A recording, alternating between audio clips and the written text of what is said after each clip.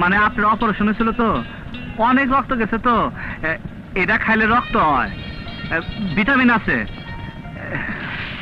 এইটা আপনার জন্য আনছি, আপনি খায়েন।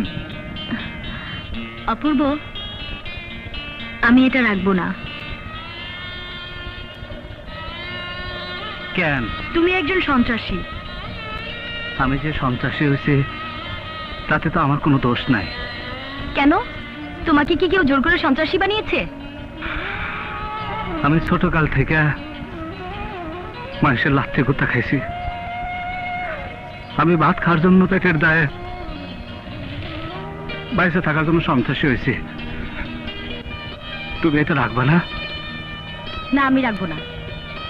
দুনিয়া আমার আপন কেউ নাই। জীবনে কোনোদিন কারোর জন্য আমি কোনো